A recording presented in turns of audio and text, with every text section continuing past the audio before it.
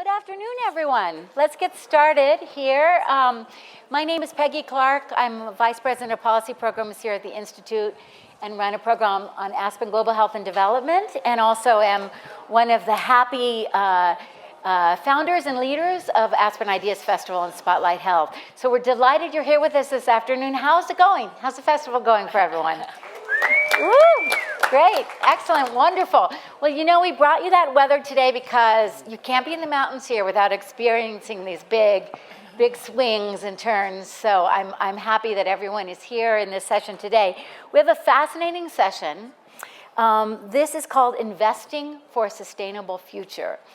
And this particular panel is a piece of, many of you may have been going to our whole program track and sessions on reimagining capitalism. And there are no three better people to help us really push that question of reimagining capitalism as the ones that we have here today. So let me just go ahead and introduce our panelists, who I am honored and delighted to share the stage with, and am eager to tell you that every time I meet with each of them, they're surprising me with new ideas, and they may even do so today. So first we have Carlos Pierre on the far right. Carlos is the head of strategic initiatives at Kiva, which is the world's largest crowdfunding site. Carlos is a very dear friend to us at Aspen because he's trying to push the boundaries of that work. Also just want to take a second to say that Carlos, we do the Aspen Award competition, and Carlos won it just a few hours ago. And it's this fabulous idea for crowd vetting and crowd vetting investments. So maybe he'll be able to share a little bit with us. But Carlos, we love working with you, and we've been trying to get you out here. So thank you for being on this stage today. Very happy. And then we have Jay Coen Gilbert, who's the founder of B Lab. Some of you may have heard of B Lab. B Lab is really inventing a new type of business, a benefit corporation. Before, which is surprising, I didn't know this, Jay, you founded and sold and won a $250 million basketball footwear and apparel company based outside of Philadelphia, and you led their marketing and growth for a number of years. You also are on the board of Investor Circle, which is an important organization that's really dedicated to this issue of investing with meaning.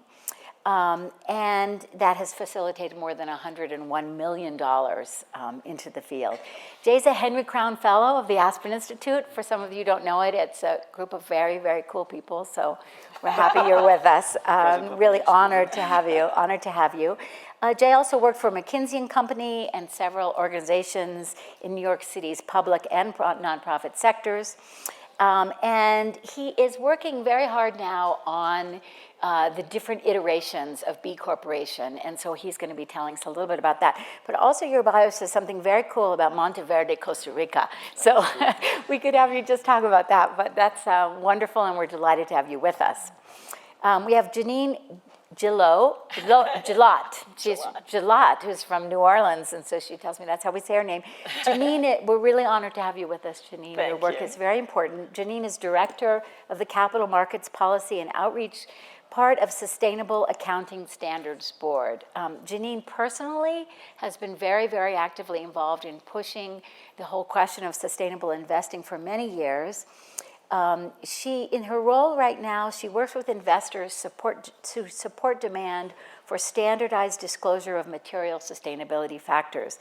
But she has more than 25 years of experience in this field. She was COO of Incapture, which is an early stage enterprise technology and asset management business. Prior to that, she was the Chief Operating Investment Officer for CalPERS, which is one of the hugest investment funds around. She also held senior positions with Barclays, Bank of America, and COO for BGI's European and global fixed income business. So we have, as you might imagine, sort of the dream team of reimagining capitalism up here, each of whom represent a really unique piece of the puzzle and perspective. So I wanted to start, I think, Janine, the group voted you, the one who would explain what is responsible investing. Can you start us off with that? Yeah, so I'll start off with that. And I do think terminology matters, and there's a lot of terminology in this space. Impact investing, responsible investing, sustainable investing. ESG, which stands for environmental, social, and governance. You hear a lot of different terminology used by a lot of different people.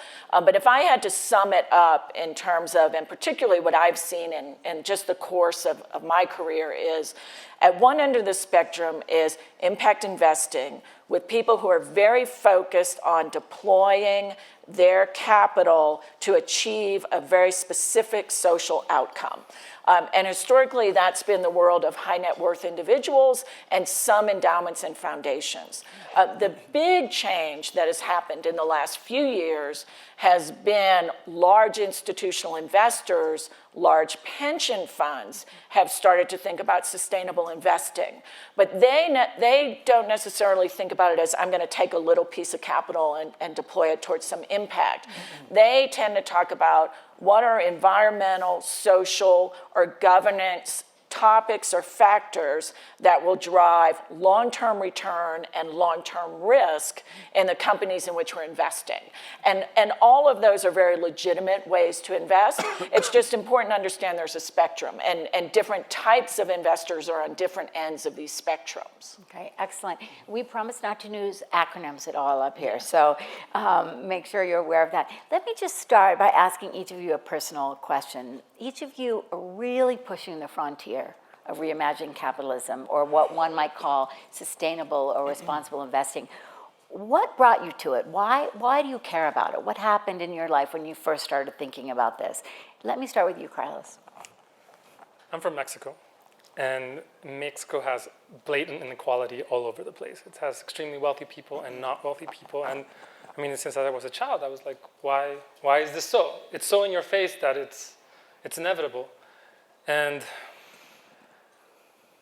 I ended up studying in American college, working in Wall Street for almost a decade. And then I really answered the question, does the world have enough money? Absolutely.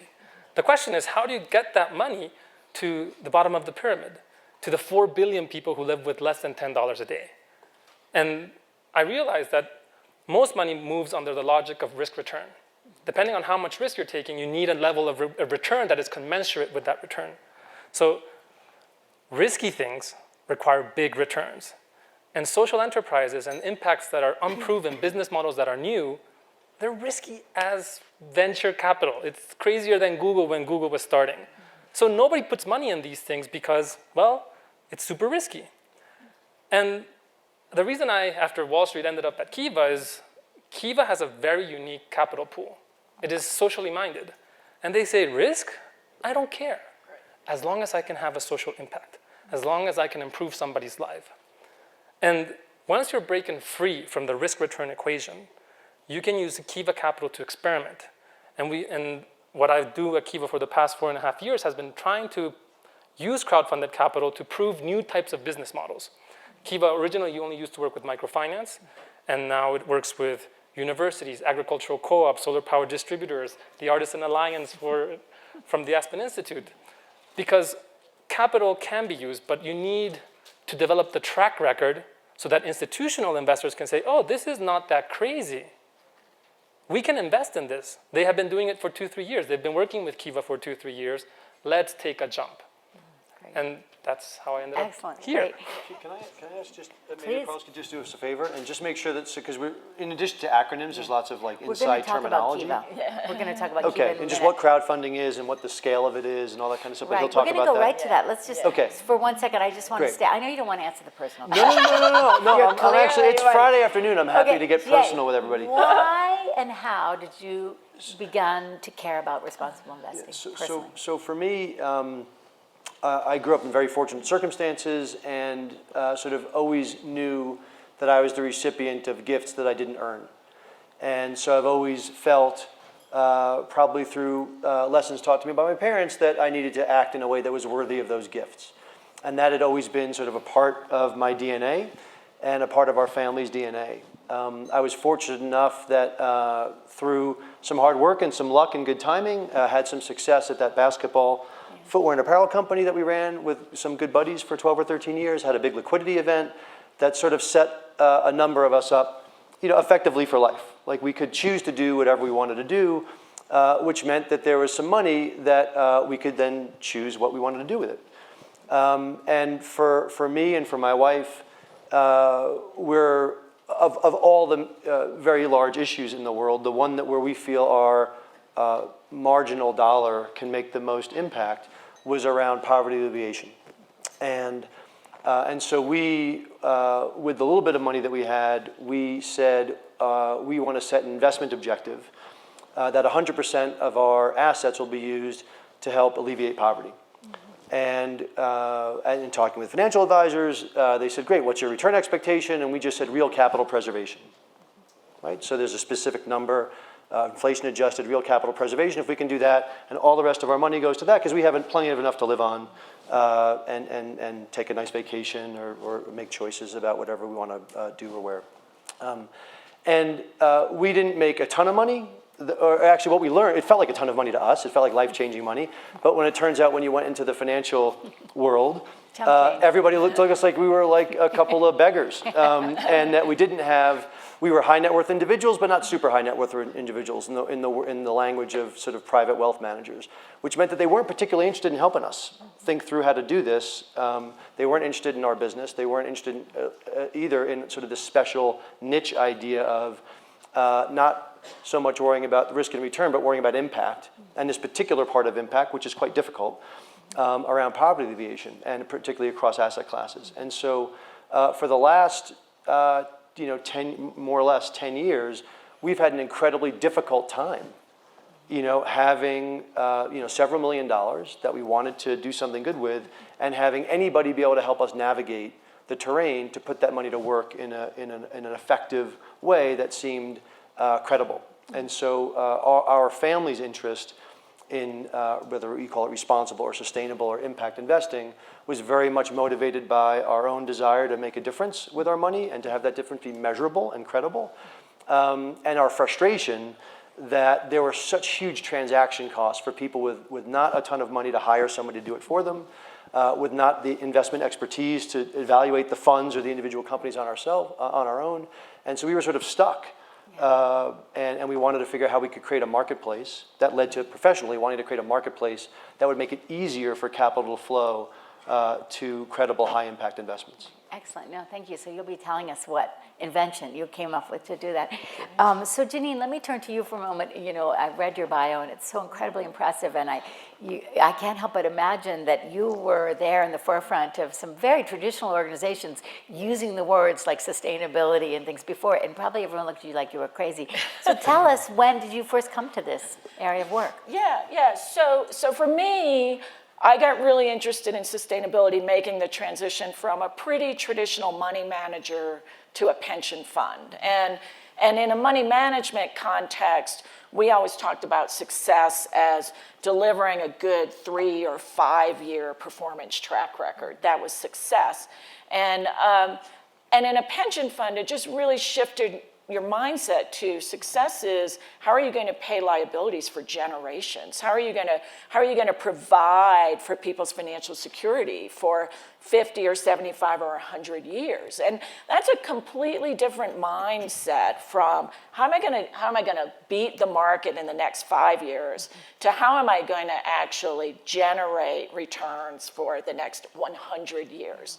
And that really got me much more interested, less interested in like short-term trading strategies, and much more interested in what are the conditions that are going to create strong market returns over a really long time horizon. And I think those are sustainability factors. I think they're things like, how companies treat their employees, how effectively they manage climate risk, what kind of leadership and governance they have. And I think those are the factors that are going to drive long-term return and drive long-term risk. So that's really how I came to this work. And did they think you were crazy when you first started talking about that? In the early that? days, lots of people thought we were crazy, right? And I think, but that's why I think language is important, because there is a world, and Carlos, you articulated that beautifully, around people who want to have a social impact and are willing to take a lot of risks to do that. That is one world of investors. There's another world of investors who can't do that. And so they really think of sustainability in a different way, less around, I'm going to take this risk to fund a startup, and more about looking at risk and return in big enterprises. Excellent. So let's turn to talking about what, each of the three wonderful speakers we have up here represent a different piece of the puzzle around responsible investing. And I wonder if we could start with you, Carlos, to tell us what is crowdfunding, what is Kiva, and then if you could also, many in this audience may be wondering how can they themselves become involved in this area of responsible and sustainable investing. So, Carlos. So Kiva is a crowdfunding website for loans that tackle poverty. So it's literally a website that you type kiva.org and you'll get to a page like this, which has, I think right now we have about 6,000 people from 80 plus countries that are trying to raise capital. And it can be from small amounts of, say, actually it goes down from $25 to up to 100,000. And it's just our 1.4 retail lenders, individuals like yourselves, who just go onto the Kiva website, see a particular profile, tap on it, and read the story of what they want to do. So we can click on it, but I encourage you to go to the website and just click on any of the borrower profiles and read a story of that particular entrepreneur, what they're trying to do with the money that they're asking for. And it's just the sum of small amounts of $25 that together make an amount that's significant enough to make a loan. And that's what crowdfunding is. That's the secret to it. The mechanics of how you get money from retail investors all the way to, say, South Sudan or Yemen are much more complex, but it works. And we have a 97% repayment rate. So Carlos, tell us how many Kiva borrowers you have right now and how many businesses you've supported. Tell us a little bit about the results. So on Kiva right now, there's probably somewhere between 6,000 and 7,000 individuals. To date, Kiva has financed about 2.1 million individuals, and we've worked in 89 countries.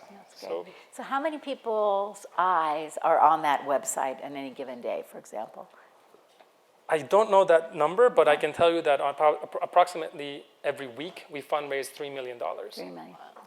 Okay, excellent, wonderful. So as someone who, we are a Kiva lender through our Aspen Alliance for Artisan Enterprise. And for example, we put up a small business of an organization that makes these bracelets, that's incredible organization in Colombia.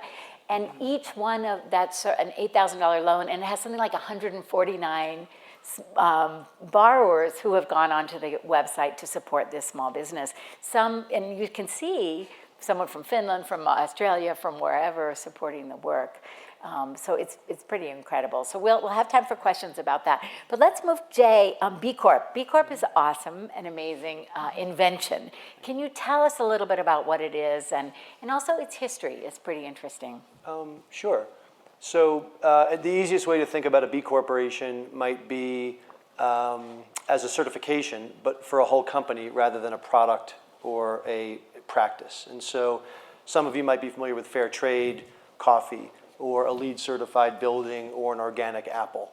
And so B Corp is a certification for the whole company, because it's nice that we might be in a LEED certified building, but that doesn't tell you anything about how the people inside the building are being treated, or whether what's being shipped out the front is beneficial, or what's being dumped out the back is harmful.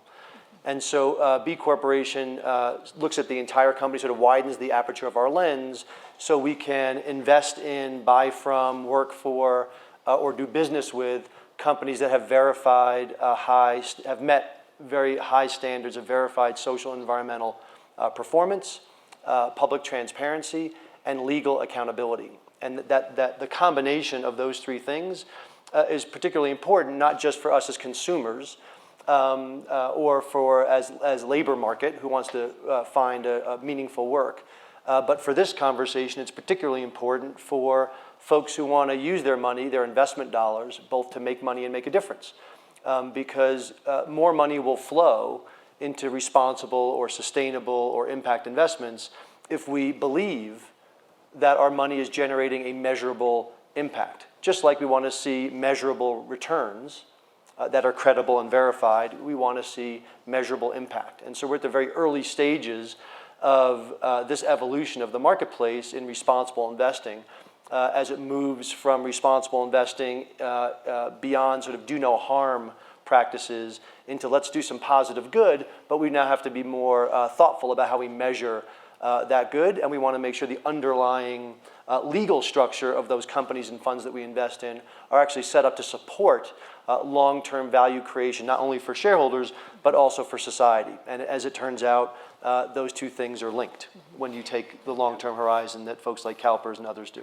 So Jay, some of the businesses that have decided to become B Corp and get good are really mainstream organizations. This is not niche, like King Arthur Flour, which we use. If you're a baker, you might know King Arthur Flour. How did that happen? Like, how did King Arthur come to you, and how did that whole process unfold? So just so people have a sense of it, there's about 1,800 certified B corporations in about 150 industries in about 50 countries around the world. And they range from small sole proprietors to large publicly traded companies. There are many companies, multi-billion-dollar companies, and there are plenty of small companies. Some of them are worker-owned cooperatives. Some of them might be 100% employee-owned, like King Arthur. Some of them may be consumer products companies that you would know, like a Patagonia, or you might shop on the e-commerce platform Etsy or wear some cool hipster glasses from Warby Parker, or things like that. Or you might even, from a crowdfunding perspective, you might even have funded an incredible arts or creative project on Kickstarter. All of those companies are all B corporations because they've all met rigorous third-party verified standards of social environmental performance. So worker practices, community practices, environmental practices, transparency, and then the legal piece.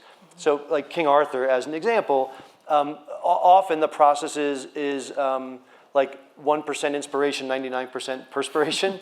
And so someone says, that's exactly how we want to conduct our business, or that's how we think about our conducting business. They go through the process of going through that impact assessment, which is think of it as like the test or the survey or the questionnaire that you take just so that we can understand better what your worker practices are, what your supply chain practices are, what your community engagement is, et cetera, what your environmental practices are, and companies have to earn a minimum score, verified score of 80 out of 200 available points. They have to then make that transparent, whether they score 80.1 or 157. And then they have to make a genetic change to the DNA of their business, so they expand their fiduciary duty so that the interests of the company from a legal standpoint are now aligned with the interests of society by expanding fiduciary duty to consider stakeholder interests. King Arthur Flour, we met them actually, funnily enough, we met them at an Aspen Institute event about 10 years ago where we were first grappling with this idea of how can our corporate and capital markets institutions evolve to meet the needs of an evolved set of expectations from consumers, from entrepreneurs, and from investors. And so it was at that conference that I met Steve Voigt, then the CEO of King Arthur Flour. He said, we're employee-owned, would that qualify? We said, that would probably give you a great worker score, but what are you doing around your environmental impact? What kind of community engagement that you have? And we went through that process together. They achieved the score, they made the legal change, they're transparent, and about 18 months later, King Arthur became a B Corp. Very cool. So before we leave, I want to say there's a really interesting thing called the B Corp Declaration that when you first established and founded B Lab and B Corp, it starts with, we envision a global economy that uses business as a force for good. And then it has another piece of it that says, at the end of it, it says, to do so requires that we act with the understanding that we are each dependent upon each other and thus responsible for each other and future generations, which is so interesting. Where were you when you did this declaration? And I'm sort of imagine this sort of, tell us about that really quite philosophical beginning of the work. So underneath all of this, metrics and standards and legal structures, et cetera, all of those things are just expressions of what we believe is our shared latent desire to make a difference in the world. And that's shared from Baltimore to Bangalore, that people show up and they care about the people that they work with, that the communities that they live in. And so underneath all of that is a recognition from a business perspective that we are all interdependent. Right? We have relationships with customers, with suppliers, with workers, with the natural environment. And in the U.S., we have we are brought up with the Marlboro Man and the firefighter and the first responder and the policeman, like a huge heroic spirit of hyper-individualism. And there's nothing wrong with like an individual hero, and there are heroic acts, but they mask an underlying truth that we are actually all in this together. And so as we thought about that and this underlying sort of universal value, we thought of our foundational document in the United States is the Declaration of Independence. And that was sort of independent from sort of an unjust government. But a different fundamental truth that we might be able to unite around would be a declaration of interdependence. So the declaration that you're talking about is what we call our Declaration of Interdependence. And while it's not a legally binding document, it's just sort of a statement of shared values that all those 1,800 companies in 50 countries all around the world, they all sign that as a statement that effectively we're all in this together. And inspiration, while the interdependence piece, obviously we know where that was, where the inspiration for that came from. If you read, it's a very short document, but if you read the dozen lines or so, you'll see inspiration from lots of places from all over the world. And the B Corp actually comes from the famous quote attributed to Gandhi, that we must be the change we seek in the world. That we must, use our products, our practices, and our profits not only to do no harm but to benefit all, comes from a chapter in the Tao Te Ching, talking about doing business in a way, recognizing that both people and place mattered, comes from an English economist from the 50s named E.F. Schumacher. So there's lots of little pulls from wisdom traditions from all around the world, and we tried to pull them together into a statement of shared values around a business community that recognized that we're in this together, and what we aspire to do is use our business as a force for good, right? Good for our workers, good for our communities, good for the environment, and if you do all those things, as it turns out, that's often pretty good for your bottom line too, which is has a nice positive feedback loop. So that's really, really helpful and very inspirational, Jay. Thank you for sharing that story with us. Janine, let's talk a little bit about what you're doing, because you're in a much more, a larger scale environment. But part of the themes we've been talking about here are long-term versus short-term gains, and how you can move the financial markets to be thinking more long-term. In the first time the word sustainable was used was in 1986 at the Brundtland Commission, which is a beautiful book called Our Common Future. And Gro Harlem Brundtland says that the definition of sustainability is acting as if we're preserving for the generations to come after us. So implicit in it is this longer term view, which is very counter to where the markets work. Right. So tell us about what you're doing to bring some of those practices to these very large funds you're working with. Yes, so really we are doing in some ways very similar to some of the work that B Corp's doing in terms of measurement. We're doing it with larger companies. What we are doing is we're very focused on disclosure standards for public companies. And we're developing standards, and we have 79 industry-based standards for companies to disclose their environmental, their social, and their governance performance. And those industry-based standards have identified environmental, social, or governance topics that are likely to impact financial performance. And that's really important for the financial investors who are really, really looking at risk and return. We've identified environmental, social, or governance topics that are likely to impact financial performance. And we're advocating for public companies to disclose those in their financial filings, in the 10K that they file with the Securities and Exchange Commission. What that does is it then gives investors, whether you're a financial investor or a social impact investor or both, it gives investors comparable information to compare not just financial performance, but environmental, social, and governance performance. And what we always say is, we envision a world where companies are going to compete to improve performance on environmental, social, and governance factors, just like they compete to improve performance on financial factors today.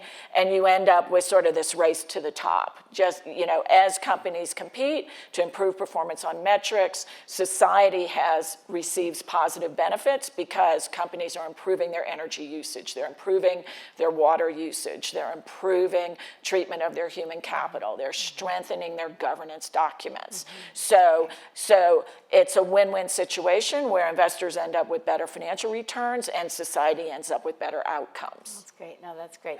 Let me push back at all of you a little bit. Impact investing, I don't know how many of you in the room are comfortable with this, but thousands of people gather in San Francisco to talk about impact investing. Literally just 2 days ago at the Vatican, there was a conference on impact investing. So is it all as cracked up to be? Everybody's talking about it. It's sort of the golden ring. It's this new fashion idea. Is it really making a difference? And there are real barriers that we know. Some call it a pipeline project. There's not enough deals. Others say the returns aren't strong enough. But a lot of people are talking about it and sort of benefit from it. People say, I'm an impact investor. So what does that mean? So sometimes I feel it's a little bit of the emperor has no clothes, and find myself in rooms with lots of big investors that are able to talk about the work they're doing, but are there enough dollars really flowing to the ground to this? So I'd love, anybody want to jump in on that question? There's a lot in there. Yeah, there's a lot in there. It's a Peggy question. I had 3 or 4 different answers run through my head. Keep them going. Go for it. You're good. No, I want to really acknowledge Kiva. I think part of this may be an expectations problem in reality, and really thinking about, well, what is the size of capital that really is available to take the risks, to do really early stage impact investing. And I think you've got something like Kiva that's just absolutely amazing, or Kickstarter. Those sorts of platforms are just funding things that never would have been funded in the past. Mm-hmm. So I know there's skepticism, but I think we have to acknowledge there's just been huge and fundamental change and success in some places. Yeah, and beyond individual small investments in a Kickstarter project or a Kiva micro entrepreneur,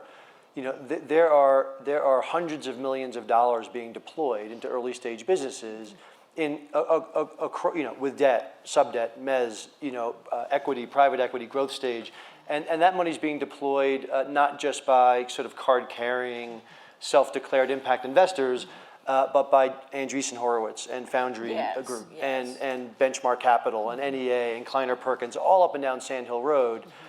Mainstream venture capitalists are finding great investment opportunities in companies that are putting mission first and putting purpose first, and where the weaving of that purpose into the very fabric of their business is actually value enhancing. In investment speak, there's positive alpha with that. Some of those companies are going public, like Etsy. And so there's lots of capital, and people can play with fixed income, they can play with project finance, they can do things in affordable housing, they can do things in all stages of private equity. And there's some great things going on, again, just pulling back from quote unquote impact investing to like what people call social responsible investing, or SRI, or ESG investing, or sustainable investing, all different words for largely the same thing, which is largely focused on the public capital markets, the public equity markets, where Janine and SASB are doing so much great work. And just to put it in context, like 1 out of every $12, roughly, of actively managed dollars in the United States, so almost $7 trillion, is being deployed into some form of socially responsible investment, right? Just short of $7 trillion that is being deployed with some consciousness of there's some other factor other than risk-adjusted returns that I want to achieve with my capital.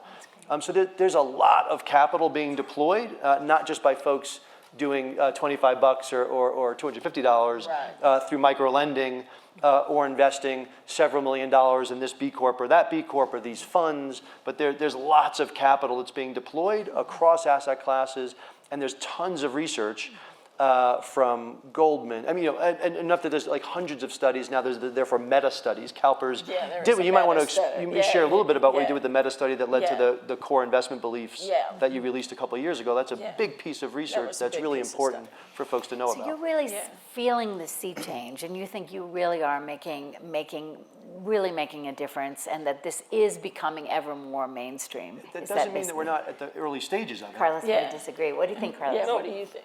It's impact investing and all the other terminologies that exist are as real as the cry for going beyond just profits. we all agree, or many people are starting to agree, that investing is not just about short-term profits. And sustainability, environmental, worker conditions are important.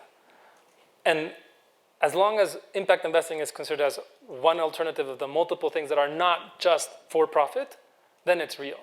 But then you can fight over, well, what is it? Is it ESG? Is it socially responsible investing? The terminology to me is not as important as it's not just about the profit. That's the key point, and that's what's real.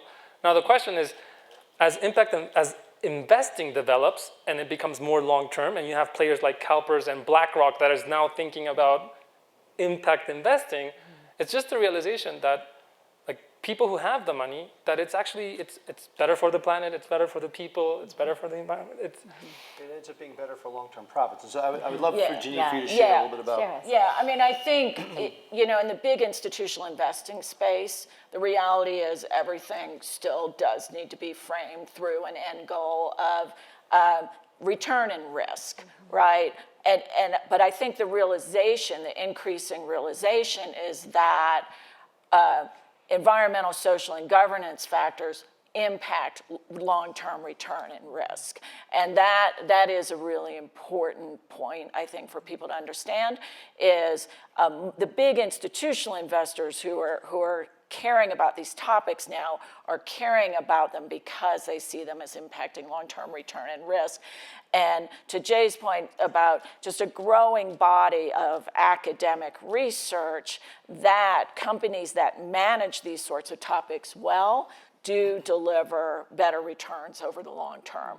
And there's some early research, and I think this is really interesting, is research that their earnings are less volatile because they're less exposed to these sort of big catastrophic events, whether they're a big safety event or something like that.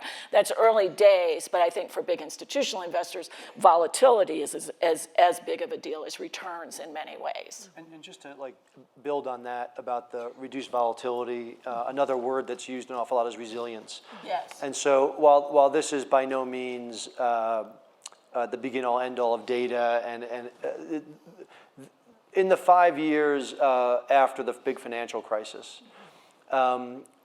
B Corps had 63% greater survival rate than the average American small business. And in addition, more than half of those B Corps actually increased headcount, right? They increased headcount by more than 5% in each of those years, which means that during a period where the U.S. economy shed millions of jobs, you had half the B Corps actually growing their job base, and they were two-thirds more of them stuck around. And so the first part of thriving is actually surviving a crisis. And the hypothesis, and it's still early days, so by no means this is double-blind, longitudinal, social science, academic research, but what you do see is relationships matter. This is something that should be intuitive to all of us. We as individuals thrive when we can call on the social capital around us to help us through difficult moments. And so if you're the type of business that approaches business life and tries to live that according to the golden rule, sort of do unto others, then when you're going through a tough spot, somebody might stick with you. A supplier, a customer might give you a break if you missed a shipping window. A financial institution might provide a little bit less pressure. But all those things matter because you're in a relationship, not in a transaction. And B Corp, one way to think about a B Corp is it's a relationship-based business, not a transaction-based business. And the early returns that's quite attractive. It's a quite attractive place to work, which means B Corps are attracting and retaining talent. It's a quite attractive place for long-term investors to place their capital, and it's a company that people want to purchase from because they feel like they can trust the company that stands behind the product. And at a time when trust in business is at an all-time low, that third-party verified performance and the transparency of that performance are quite important to an increasingly cynical, skeptical public. Absolutely. Yeah, that's a really good point. Let's turn to think about our audience a little bit here. How would a normal person here at Aspen, if they're not already doing so, engage with responsible investing? So, Kiva, Carlos, will you tell us, how one might engage with that? And then for each of you, I'd love to hear your thoughts about. Some people have referred to Kiva as a gateway drug for impact investing. That's true. It's really, really simple. You go to kiva.org, You click on the Lend tab, and you'll be given geographical preferences and also sector preferences. So if you care about women of agriculture, small businesses, retail, artisans, all these loans are there packaged in a very simple format, which then lets you see borrower profiles, individual stories with the picture and details of what they want to use the money for. All these pictures come through Kiva's field partners. There are intermediaries that are in the local economy that have the skill set to find, vet, disperse, and collect payments from all the individual borrowers. So it's not like we just send the email through Bitcoin and then be like, good luck with the money and pay us back, please. But it's actually, we're providing technical assistance, health benefits, saving accounts to all the borrowers. To some borrowers, depending on the type of field partner. So it's not just money, but it's a very simple way to get familiar with the multiple sectors and the types of impact that you can have. That's great. That's helpful. What would you say, Janine? What would you say? Yeah. So there is increasing volume. The large money managers are increasingly develop product that would be labeled impact or would be labeled responsible. So increasingly, if you're an individual investor and you want to invest, you can find a low carbon fund. State Street recently launched what they call the SHE Index, which is an ETF focused on companies with women in leadership positions. There are increasing numbers of low carbon funds. So if you're interested in specific topics, there are increasing numbers of funds, and you can usually find those through your financial advisor. I think the holy grail on this is somewhere where we're not there yet, which is broad market portfolios that can be constructed that really target companies that perform well on a wide array of sustainability metrics. Back to what Jay said, I love what you said about, the B Corps perform well because they were doing a basket of things right, not necessarily just one individual thing right. And this is what I really love about SASB is that we're trying to identify sort of that basket of topics that would drive strong performance. And so to me, the perfect product would be broad market index fund with companies that are performing really well on some basket of metrics. And we're just, as a society, we're not there yet because we don't yet have that kind of consistent comparable data. You actually could do that probably with some of the B Lab data. Right, great. So I want to make sure we open it up for questions. I'm sure all of you have questions, but I want to just ask one more question of the panelists. All of you are really, really pioneers in terms of reimagining capitalism, and you're on the forefront of pushing a vision that we can sort of see, but we're not there yet. What are you most proud of, of the work you've done? What's one thing that you're really proud of? Let me start with you, Jay. I'm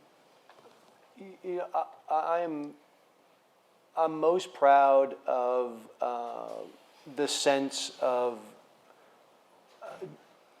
or the acceptance of the distributed leadership within the global B Corp community, and the sense that these already pioneering business leaders recognize that social change is a team sport.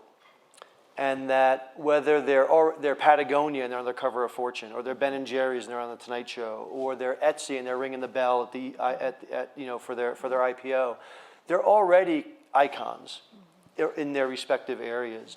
But each of them joined a community of practice, which is really what the B Corp community is about. Joined a community of practice to say, we can't achieve our collective vision of a more shared and durable prosperity for all just by being great alone, and that we need to do stuff together. And so there's lots of examples of the B Corp community doing things together that they couldn't do alone. The one of which that I'm most proud of is the B Corp community said, we've made these legal changes in our own individual businesses to expand fiduciary duty, to align our interests with those of society, which helps make us more trustworthy for all the different stakeholders. But in order to make it easier for millions of businesses to do that, we couldn't just give them like a how-to guide and like open up instructions from an IKEA table. Nothing against IKEA, but like it's hard for people to do the self-assembly. And so this group not only drafted legislation to create a distinct corporate structure called a benefit corporation that sits alongside LLCs and partnerships and C Corp, but now there's a new corporate structure which allows entrepreneurs and investors more choice to now choose a corporate structure that aligns with their own intentions to both make money and make a difference, and can help build these high-impact companies so they're built to last. And so not only did they write the legislation, but then they worked with their local elected officials and passed that legislation with overwhelming bipartisan support in Republican states, in red states, in blue states, in purple states, 32 states across the country, including most importantly in Delaware, where most venture capital companies are funded and where the majority of publicly traded companies exist, and 2/3 of the Fortune 500. And so the collective action of the B Corp community to recognize that they need to create pathways for other people to adopt mission-aligned governance structures that gave them the best foundation to grow their high-impact businesses for the long term, and actually not only care about how this worked for their own business, but to build legal institutions that can be used by hundreds and hundreds of thousands of businesses around the country, and now adopted by the G8 as a standard to be used in all the G8 countries. I think I'm most proud of that collective action by the B Corp community. Great, that's huge, that's really huge. Really Carlos, huge. What are you most proud of? Lowering the barrier to do good. I think one of the reasons we don't deal with the reality of poverty in the world is that, well, what am I going to do about it? Like, it's just so hard to do good. You give the money to the Red Cross and then they build 6 houses in Haiti. It's like, who can you trust for actually having impact? And my work at Kiva is, I hope that we can expand it not just for microfinance, but for every sector that has impact and creates opportunity for the lives of the poor. And if I can't get you guys to click on a few buttons and lend $25, I don't know how much easier I can make it. That's great, Carlos, thank you. Excellent, wonderful. Janine, really briefly, and then we'll, if everyone can get ready for questions, and we'll pass some mics. Please, what are you most proud of? Definitely what I'm most proud of is the work we did on CalPERS on the investment beliefs, which is really where we articulated this concept of a long-term investing horizon being both an advantage and a responsibility. I think that, and we were one of the first big U.S. pension funds to talk like that. European funds had talked like that, but I think that's kind of moved the conversation forward among the big U.S. investors. You guys are so inspirational. Yeah. Lots of great questions. Shelley, first one said, hi, how nice to see you here. Here comes a mic right there. You know what we might do is we might take sort of 3 questions in a row so that we give enough time for everyone to talk. Shelley, please go ahead. Thanks. This is for Jay. Jay, thanks to all of you for what you're doing, really changing the face of investing. But specifically on the B Corp, 2 questions. One, are there any Fortune 500 companies that have qualified? And 2, you started by saying that being a B Corp is really a certification, and ended by saying that actually now it's a legal structure. What impact is that having on investors? In other words, I have heard, I don't know if this is true, so I'm looking to you for guidance here, that if you're investing in a B Corp, it actually makes it harder to exit and for the company to exit at the end. Right. Is that true? Great, okay. Let me just take 2 other questions and then we'll go to the group. Yeah, this woman right here and then in the back right after that. Please. Hi, Julia Murphy, and I'm from Alter Capital, and we are a B Corp. In San Francisco. We invest in sustainability. Yay. And what we do is we actually invest in project finance, so in small to mid-sized companies, and we're a newer company, so we were very excited about that. But really, a question I've asked before on the previous panel this session, or the last session, is what do you think is very important to scaling sustainability investment? That's excellent, great. And then the gentleman right there, please, and then we'll go to answers. Hi, my name's Kyle Wright. This is probably a question for Janine. What are the major barriers to the public disclosure work that you're doing around the ESG, and what can shareholders do to help accelerate that? Okay. Excellent. Okay, you want Jay, to start there? Jane, yeah, I can start with the major barriers. The major barrier, interestingly enough, when we talk to companies about adopting our standards, we don't get a lot of pushback on the content of the standards. We get major concerns about legal liability around 10K disclosure. And so that is a big concern, is just concerns by companies that if they disclose more in this space, they will increase their legal liability, and also concerns about cost. So if, does this information need to be audited? How much is it going to cost to be audited? What are the auditing standards? So we get this very technical issues. I think, and those issues are legit. And so I think we need to work through those questions. But the single biggest thing that would help drive adoption of the SASB standards is for investors to be more vocal with companies in asking for this type of information. And so that's what we're really focused on, is mobilizing investors to ask companies for this type of information. And that then mobilizes people to work through the questions around auditing and legal liability, right? Because then they know their investors want the information. Great. Jay, you had a couple questions. Yeah, great. So there are multi-billion-dollar publicly traded B Corps. There aren't any Fortune 500 companies that are currently certified, but there are a number of Fortune 500 companies that are in conversations with B Lab about how they get on the path to certification. And as a result of that sort of increasing interest from those huge institutions, we've created a multinationals and public markets advisory council that's looking at our performance standards to make sure that they are appropriate for dealing with these massively complex global institutions, and also looking at the legal requirements for B Corp certification to work with large public market players from the SEC, D&O insurers, large institutional investors, et cetera, to make sure that they both understand what it means to adopt this sort of legal structure of expanded fiduciary duty. And that takes time. So that's about an 18-month process. And so through the rest of 2016 and 2017, you can go onto bcorporation.net and look for the multinational stuff, and you'll see the list of all the different multinationals that are engaged with us in helping to think through what a meaningful and manageable path to certification is for those large multinationals. Interestingly, whether or not lots of Fortune 500 companies end up becoming B Corps, there are lots of other ways that those big institutions are beginning to engage. There are many Fortune 500 companies that have B Corp subsidiaries. Campbell's has Plum Organics. Unilever has Ben & Jerry's. Danone has Happy Family. Procter & Gamble has New Chapter. And so that we're seeing lots of large multinationals saying, I may or may not be able to do this with my entire entity, but I have specific business units for whom this makes a ton of sense. And then the other way that they're engaging with us is around supplier engagement.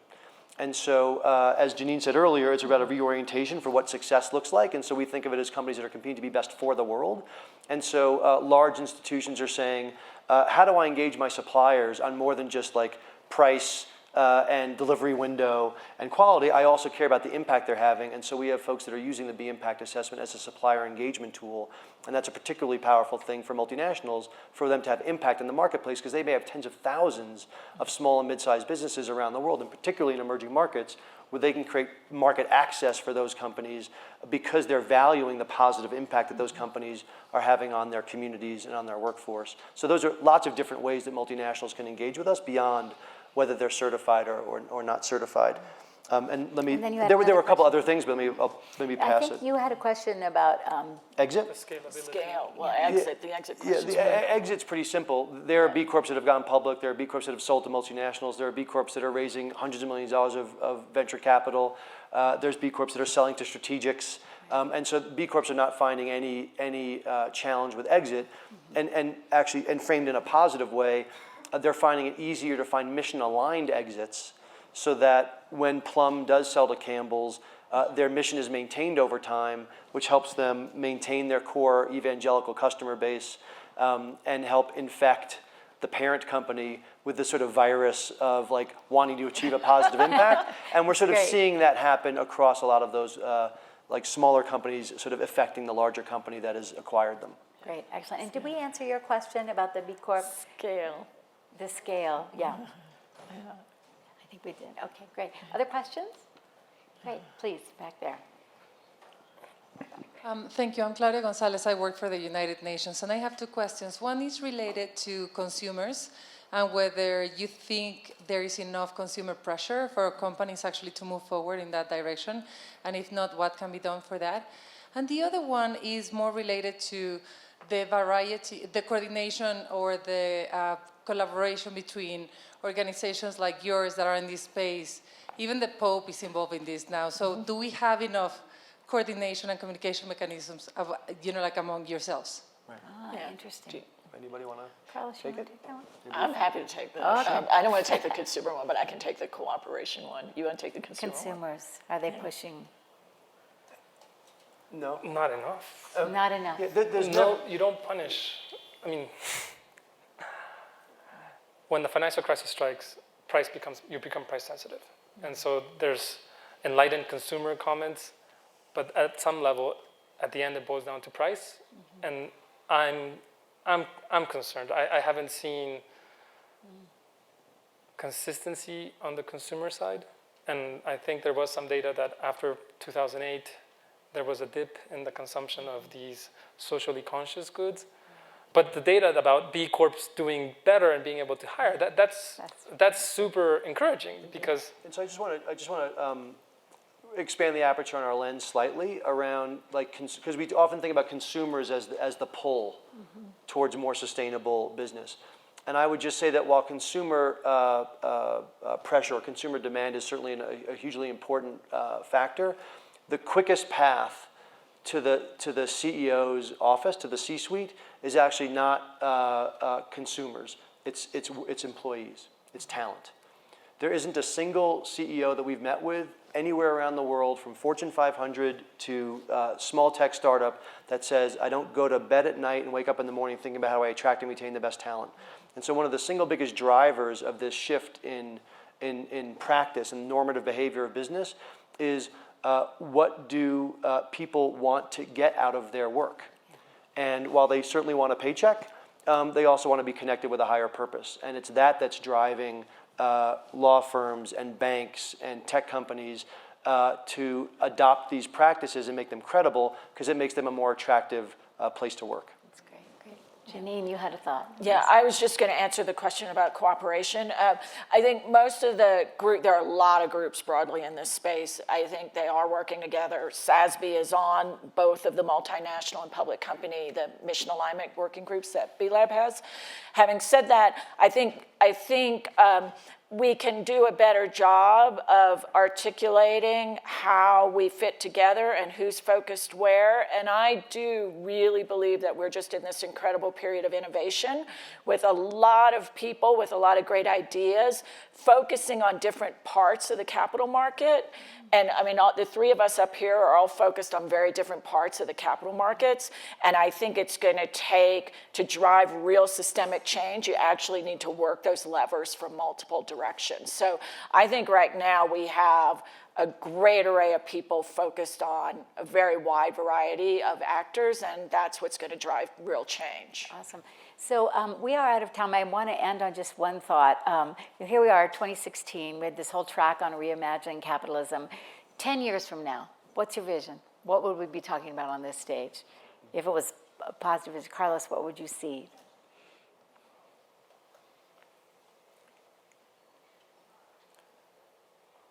I don't want to hear any investor say that there's not enough investment-ready deals. Great. Yeah. Jay, what would you say really quickly? Every company measures and manages impact with the same rigor and care as they do profits. Awesome. I actually was going to say exactly the same thing. That's great. collaboration. All right, good job. Okay, join me in giving a big round of applause to these incredible pioneers. Thank you so much for your work. Really grateful. Thank you all.